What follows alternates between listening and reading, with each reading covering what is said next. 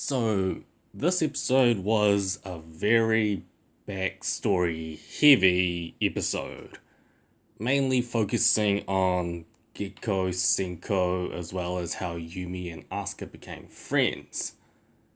So, the final round commences with Asuka and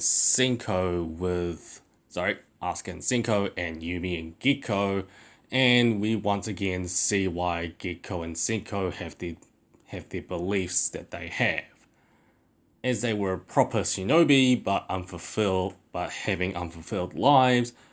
But once they found a book chronicling Kurakage's exploits, they became enamored with his teachings, but this was while Kurakage was corrupted. As for Asuka and Yumi, well, they have a similar scenario to what Yumi and Asuka versus Gekkou and Senkou's battles are like, in which Yumi too was like Gekkou and Senkou, only wanting the good while eradicating evil, while Asuka is being the one to say that there must be good with the evil, light and the dark, and both of their fights reflect this. Both sides of the fight gets pretty beaten up with some fan service slapped in. Meanwhile, Homura's group and Suzune are in the Edots trying to find the Youma again, until they come across Miyabi's group doing comedic fan service. Riona.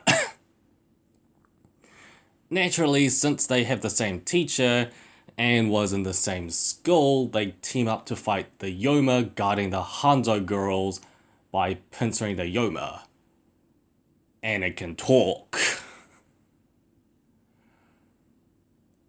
With the fight for their beliefs on the line, Yumi and Asuka finally defeats Gekkou and Senkou while showing that Kurakage changed and accepted both the light and the dark, and because of this, reforms Gekkou and Senkou in the process.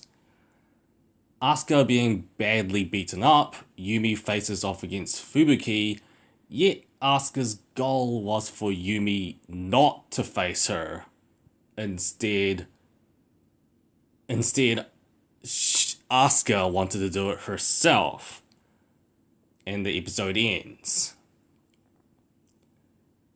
So, as I said at the start, this was a pretty backstory heavy episode, though they needed it for newcomers like me, as we didn't know how Yumi and Asuka became friends. We just know that they were in the first episode.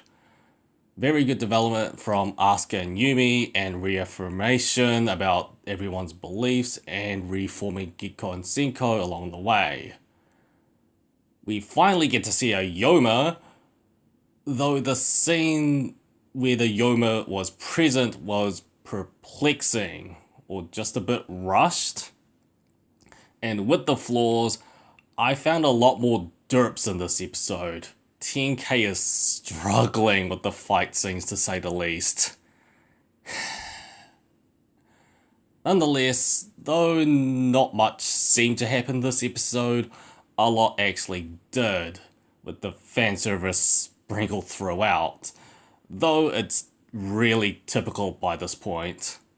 The fights, though janky, this episode was trying to focus more on the backstory and the beliefs, and it did an okay job.